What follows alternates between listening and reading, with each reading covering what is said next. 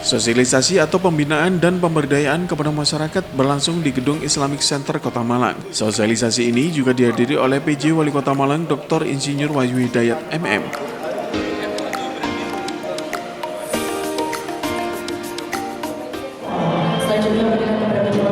PJ Wali Kota Malang yang tiba di lokasi memberikan santunan kepada anak yatim serta memberikan piagam kepada warga penerima manfaat rumah tidak layak huni.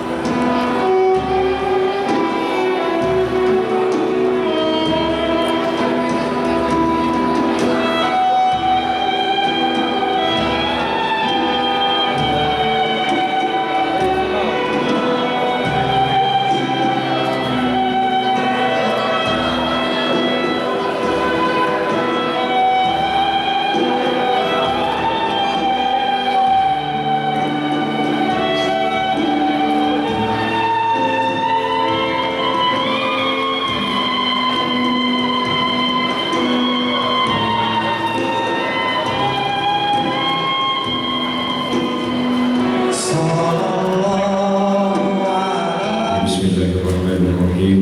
Alhamdulillahirabbil alamin. Hamdan yuwafi ni'amahu wa yukafi mazidah. Ya Rabbana, ya Rabbana, ya Rabbana, lakal hamdu kama yanbaghi li jalali wajhikal karim wa 'azimi sultanik. Allahumma shalli ala sayyidina Muhammad wa ala ali sayyidina Muhammad.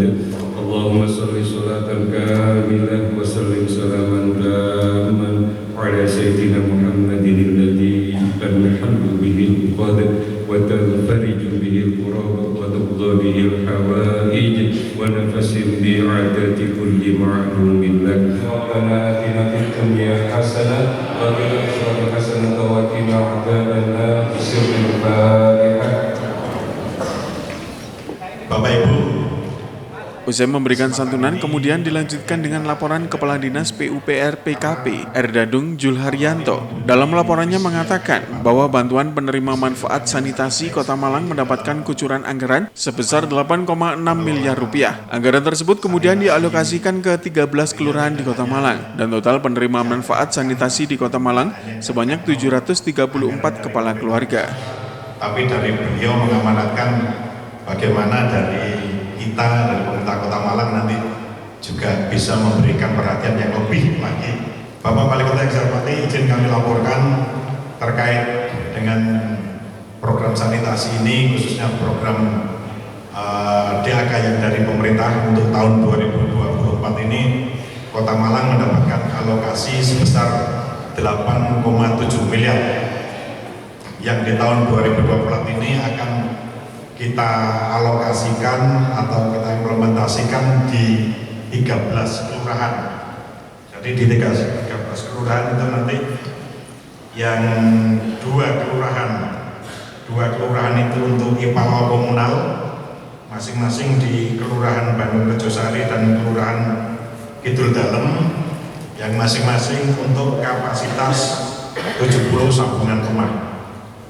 Kemudian yang di 11 kelurahan itu untuk tangki septik individu, yang masing-masing kelurahan kita alokasikan untuk 54 KK Bapak. Masing-masing meliputi di Kelurahan Cemoro Kandang, Kelurahan Buring, Kelurahan Sukun, Kelurahan Tanjung Rejo, Kelurahan Samangan, Kelurahan Tulis Rejo, Kelurahan Tunjung Sekar, Kelurahan Tunggul Wulung, Kelurahan Jatimulyo, dan Kelurahan Merjojari. Jadi total penerima manfaat untuk DAK sanitasi tahun 2024 ini sebanyak 734 kepala keluarga.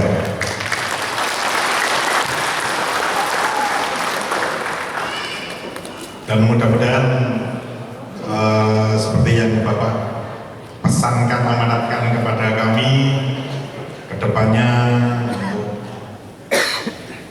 tahun-tahun berikutnya sampai mungkin 5 tahun ke depan bisa lebih dari apa yang sudah kita capai untuk saat ini. Dengan penghargaan yang pertama diberikan kepada Imam Majid Kelurahan Arjo Winanggo atas pengabdian sebagai guru yang diberi pemakaian yang berpengalaman di 2020. Kelurahan Kidul Dalem atas pengabdian sebagai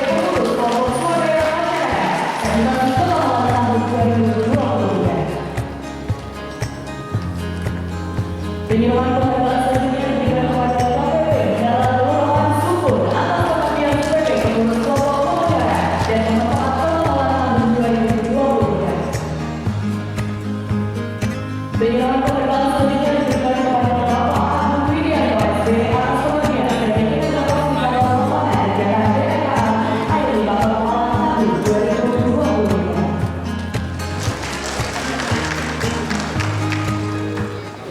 Bapak sekalian saya hormati, saya Sementara PJ Wali Kota Malang yang memberikan sosialisasi bagi 1.000 warga peserta penerima manfaat sanitasi mengatakan program kerja PJ Wali Kota Malang yakni pengendalian stunting, pengentasan kemiskinan, pelayanan publik, inflasi, dan ekonomi kreatif melalui program bantuan penerima manfaat sanitasi berkaitan dengan kesehatan, di mana dengan bantuan sanitasi ini nantinya masyarakat dapat menjaga kondisi kebersihan lingkungan.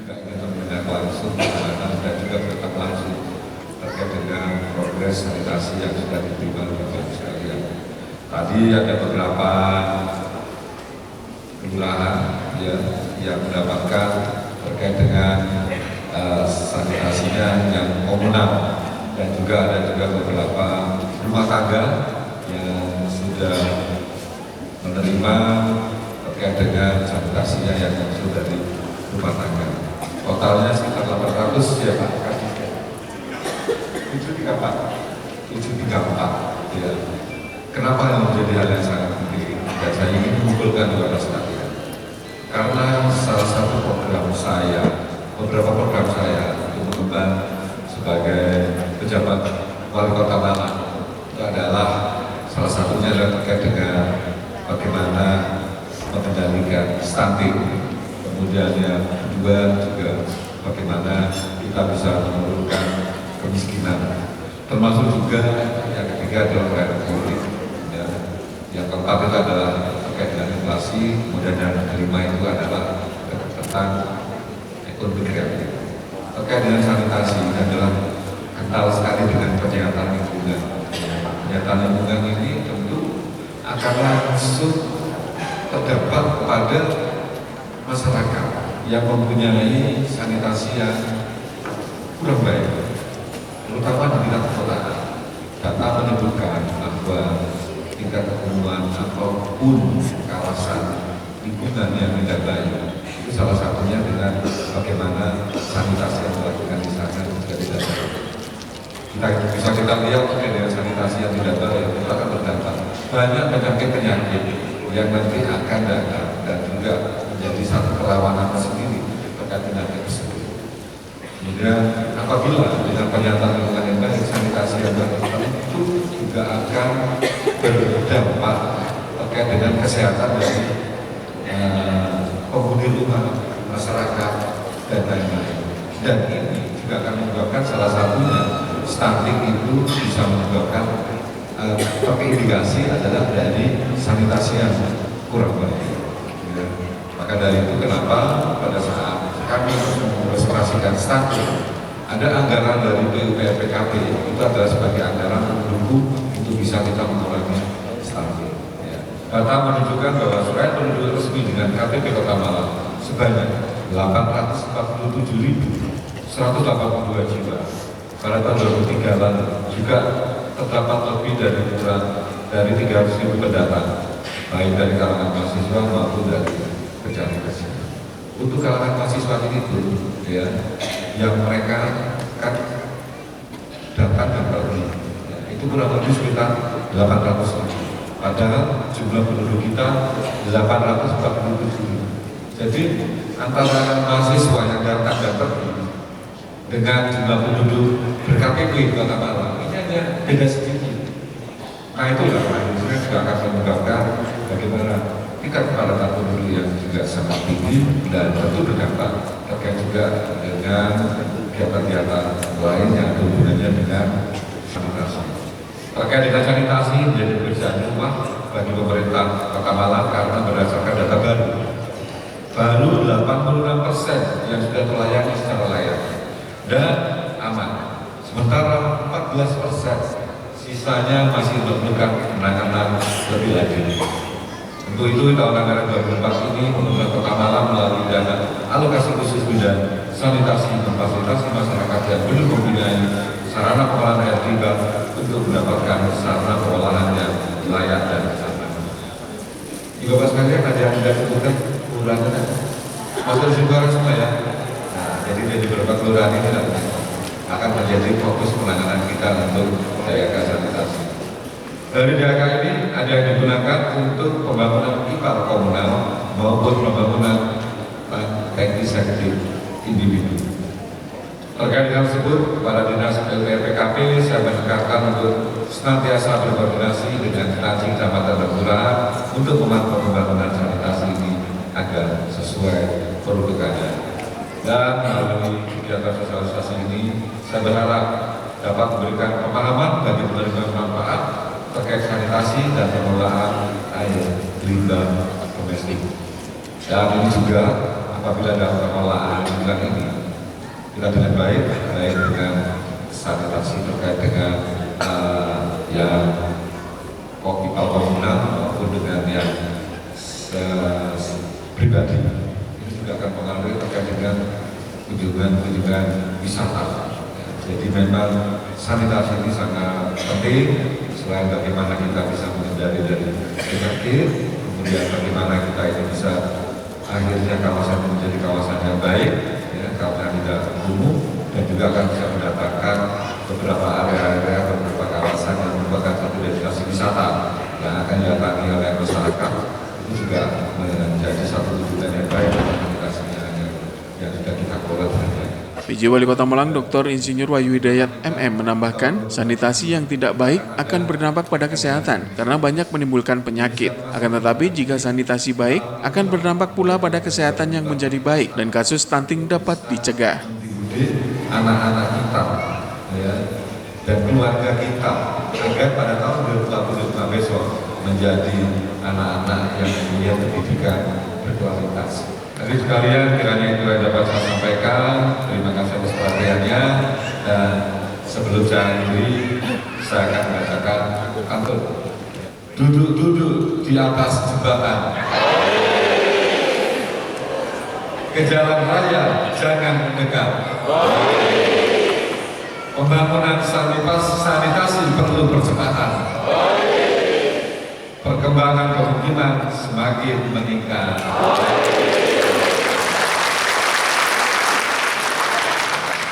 Yang perlu saya sampaikan di sini ya berkaitan dengan IPAL. Kebetulan saya adalah pemanfaat IPAL dari kelurahan dan Susaruta. Nama Warsito. Saya adalah bagian dari penerima manfaat IPAL. Karena sampai detik ini yang sudah kita rasakan begitu besar manfaatnya. Tetapi ternyata IPAL yang sampai detik ini kita terima itu belum mencukupi seluruhnya. Intinya saya hari ini memohon untuk ke depan IPAL untuk tetap diupayakan ditambah keberadaannya. Jadi kalau contoh aja ya, kalau IPAL itu kan sebentar ini kan yang banyak mencakup untuk 70 kakak. Berarti kurang lebih ada 2 RT atau beberapa RT. Artinya belum mencukupi untuk satu kelurahan. Jadi saya mohon untuk dinas terkait untuk mengupayakan di tahun ke depan untuk bisa menambah keberadaan dari IPAL tersebut. Dan kebetulan di Kelurahan Dalam untuk tahun 2023 di KSM BD bagian 27 Kelurahan Dalam telah dilaksanakan IPAL komunal dan minimal adalah 70 kakak, tapi yang realistis adalah 114 kakak. Jadi ada penambahan kakak untuk di wilayah menuju ke Kelurahan Dalam, dan ini memberikan manfaat yang luar biasa kepada istilahnya untuk pendidikan kesehatan, kemudian juga akan merubah kebiasaan warga masyarakat di sekitar gas berantas yang biasa membuang limbah ke sungai itu agak teredukasi dengan adanya IPAL komunal di 07 Kelurahan Dalam. Dan ini kami harapkan juga nanti bisa dikembangkan karena ini belum mencakup seluruh kakak yang ada di wilayah RW 07. Kami akan menyampaikan bahwa terima kasih bahwasanya dari Kelurahan Wonorejo ini mendapatkan 60 penerimaan manfaat, alhamdulillah. Tapi masih banyak, setelah disosialisasikan, masih banyak yang menginginkan mendapatkan bantuan sanitasi, terutama untuk mandi, untuk pribadi-pribadi. Karena sebagian di Kelurahan Wonorejo itu di Persenta, jadi di daerah sungai. Jadi harapan kami nanti ke depannya mudah-mudahan bisa terrealisasi. Masih banyak RW-RW yang membutuhkan, sementara ini masih 60 penerima manfaat. Oleh karena itu kami berharap khususnya karena memang melalui program ini menyampaikan pengamanan lebih baik lagi ke depan, lebih boys, nakes. Secara kedepanan pada umumnya, khususnya pada Purwakarta, saya berterima kasih sekali telah membantu masalah sistem pengelolaan air limbah domestik. Karena mulai 2021 kami berjuang untuk mendapatkan itu. Artinya budaya masyarakat yang dulu sekarang sudah mulai, dulu istilahnya belum itu ada terjadi di Purwakarta. Saat ini sudah mulai bergeser ke hidup sehat melalui sanitasi tersebut, melalui spa. Bahkan di 2023 kemarin sampai ditinjau dari kementerian. Artinya kami berterima kasih sekali sangat diperhatikan di Purwakarta. Namun demikian, karena ternyata jumlah pemanfaat masih banyak dan kami juga berprogram untuk tahun depan, mohon bantuannya melalui Pak Dirjen, melalui Pak Dandung, melalui Pak Ade sama Ade, mohon dibantu untuk realisasi lagi karena masih sekitar 400-an masyarakat yang masih membutuhkan itu, yang individual. Kalau yang komunal mungkin sekitar yang berkapasitas 4-5 komunal. Kalau yang individual ini yang masih banyak dibutuhkan untuk Cemoro Kandang, khususnya pada umumnya di Kedogana. Ini wilayah kami RW 6 itu mendapat yang paling banyak karena di tempat kami di wilayah RW 6 itu Merjosari khususnya itu ada di bantaran Sungai Metro, dan karena itu banyak warga yang membuang pipanya langsung ke sungai. Itu mas, kami prihatin jika tahun 1985 masuk ke wilayah Merjosari itu semuanya Pak, itu mandi, cuci, dan kampus hanya buat BAB itu di sungai Pak, dan di sumber mata air dompet. Oleh karena itu saya berterima kasih yang kedua Pak, untuk ditambah lagi program tahun-tahun yang akan datang, khususnya IPA. Karena tadi Bapak juga memberikan mencari inspirasi dari kami ini juga perlu bantuan. Kami wilayah kami ini terkenal dengan pembuatan lontong. Wilayah karena limbah lontongnya ini Pak, karena pembuat lontong tidak punya lahan, sehingga dibuang di tepi sungai itu, sehingga sampahnya pun turun ke bawah ke sungai itu.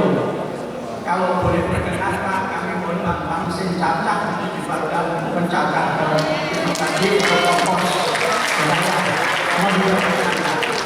Itu kami sangat, kalau satu hari Pak, daun sampah dari lontong itu limbahnya itu bisa 1,5 kintal lebih. Itu daunnya saja Pak, limbahnya itu. Kalau tidak ada kekuatan Pak, itu bisa berkintal-kintal. Saya sudah menyampaikan beberapa minta bantuan CRK perguruan tinggi, namun juga belum berhasil karena Bapak ada di depan kami, tapi mohon perhatian sekali. Kami sanggup untuk mengelola itu karena kami punya lahan untuk mengolahnya. Itu Pak. Dari karena dimakan manfaatnya, rata-rata meminta untuk menambah karena kurang. Betul ya, ya. Dan mumpung sekarang ini sedang penyusunan untuk RAPBD tahun 2025, maka saya berharap terkait pertama Bapak sekalian mengusulkan semua usulan-usulannya ini di Musrembang sudah mulai ya, sudah berjalan ya ini ya. Nah, nanti yang akan dari usulan dari Teknokrat yaitu dari Dinas PUPR PKP nanti akan diimbangi terkait nanti dengan beberapa usulan. Mudah-mudahan insya Allah banyak Bapak sekalian tidak sampai dengan 2030 kita akan selesai, semua akan terfasilitasi dengan sanitasi yang layak. Bagaimana bisa sampaikan awalnya penting memang karena sanitasi dan lain-lain adalah sarang dari penyakit dan lain-lain. Jadi satu prioritas yang harus segera kita lakukan ya. Sungai ini itu kan mengalir dan volume sungai ini pun juga semakin lama semakin berkurang karena ada sedimen dan lain-lain. Nah, apabila ini kena semua buangannya di sungai, kita nggak bayangkan bagaimana nanti terkait dengan banjir. Nanti yang kena juga masyarakat sekitar situ karena terhambat. Belum lagi dengan penyakit karena buang di sungai lagi. Karena ada beberapa masyarakat saat ini pun masih banyak mengandalkan sungai ini untuk menjadi tempat tadi dan masih ada pertamalan itu. Sampai kemarin saat ada yang meninggal itu di kelurahan mana itu ya. Itu juga karena ada berenang di sana dan encingkannya juga di situ, akhirnya kepleset, akhirnya hamil. Kita kan tidak, nah itu kita menghindari dengan adanya IPAL maupun desinfektan pribadi yang ada di sini itu agar Bapak sekalian sudah bisa merubah mindset, tidak lagi ke sungai, tetapi bisa diselesaikan di toiletnya masing-masing. Ya. Itu ya Bapak sekalian, jelas saya mendukung usulan semua dari Bapak sekalian karena saya punya target terkait dengan sanitasi layak ini untuk seluruh masyarakat Kota Malang yang saat ini tadi gambaran saya itu masih kurang 14%, ini kita akan selesaikan. Mudah-mudahan tidak sampai dengan 2030 kita akan selesai. Sekali lagi mohon bantuan, mohon dukungan atas program-program yang sudah digagas dan dilaksanakan oleh Pak Wali Kota. Sejatinya meskipun yang bangun atau yang membangun infrastruktur sanitasi ini adalah pemerintah Kota Malang, namun sejatinya itu adalah milik masyarakat. Oleh karena itu kami titip sekali lagi titip pengelolaannya kepada panjenengan semua sehingga infrastruktur sanitasi ini termasuk infrastruktur yang lain, mungkin HIPA dan lain sebagainya, termasuk titip drainase untuk kita bersama-sama mencintai sehingga ini bisa memberikan manfaat yang sebesar-besarnya bagi masyarakat di Kota Malang.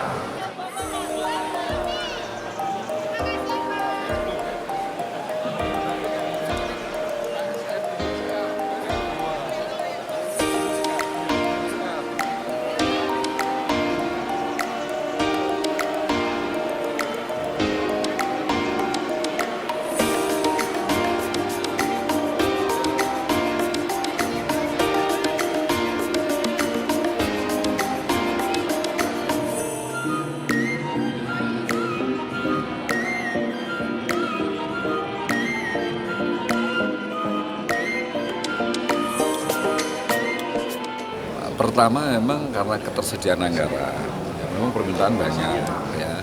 Kemudian dari memang yang pertama di ketersediaan anggaran saja. Kita coba tidak hanya dari APBD, tapi juga dari APBN. Ya. ADHK ini kan dari APBN-an, karena juga masih banyak. Sebetulnya kita udah di atas rata-rata, ya. Kita hanya kurang 14% ya Pak Kadis ya. Nah, 14% itu kita akan coba genjot ya tidak hanya dari APBD, tidak hanya dari APBN melalui DHK-nya, kita akan coba ini dari CSR. Jadi perhatian dari beberapa perusahaan-perusahaan untuk bisa masuk. Kita kemarin pada saat musrembangnya CSR itu juga kita sampaikan rata-rata perusahaan-perusahaan yang ada di satu wilayah atau kawasan itu kita coba ini dengan CSR-nya untuk bisa memberikan sebutan komunal ataupun pribadi untuk bisa menekan lagi jumlah ya 14% ini supaya lebih cepat. Yang jadi prioritas Lowaru, amat tingkat kepadatannya juga ya, kepadatannya tinggi. Dengan jumlah yang belum memiliki. Nah, di jumlah yang memilikinya termasuk tadi Josari itu kan masuk kelurahan Lowaru. Jadi memang banyak hal yang memang harus kita lakukan, tidak hanya terkait dengan bantuan, terkait juga mindsetnya. Masih ada saya lihat itu mereka masih seneng ke sungai, ya. Tidak hanya di Sutowaru, di Gedung Gandeng juga masih ada. Nah, itu perubahan mindset itu. Akhirnya 14% ini kita akan coba, ya. Pertama dengan memberikan bantuan dan sosialisasi agar mereka nanti sudah dibangunkan toilet kemudian dengan sapi tangan di sana tetap ke sungai, nah kan gitu. Saya yakin di 2025 apabila kita posisi itu kemudian dengan APBN dengan CSR bisa kita selesaikan. Tidak sampai dengan target yang lain 2030, tapi kita akan coba 2025 besok dengan berbagai skema, ya kita akan bisa selesaikan. Sangat-sangat bergembira karena memang dalam satu ini sangat-sangat dibutuhkan mengingat situasi dan kondisi ini. Kalau memang pembuangan ada di sungai itu ya memang tidak bermanfaat bagi orang lain dan merugikan dari semua pihak. Oleh karena itu dengan adanya program pemerintah tentang sanitasi khususnya pengadaan jamban keluarga itu menjadi manfaat yang terbaik untuk keluarga. Jadi begitu Mbak. Ya penting sekali, maksudnya penting karena itu sinergitas untuk kelestarian lingkungan hidup yang terkait dengan tadi kebutuhan stunting ya, satu pemberdayaan masalah stunting itu bisa teratasi apabila satu program sanitasi berhasil di Kota Malang ini. Kebetulan dari seluruh permohonan ini masih terrealisasi 60 dari yang satu, baru dari anggaran yang sudah disampaikan tadi itu baru 60. Harapan kami menjadi satu lingkungan yang baik dan satu sisi khususnya dalam melestarikan lingkungan. Jadi dengan adanya program ini menjadikan peningkatan kesehatan di wilayah Bodorejo akan lebih baik lagi. Peliputan acara ini dipersembahkan oleh Bagian Prokompim Setda Kota Malang. Simon Alfredo melaporkan.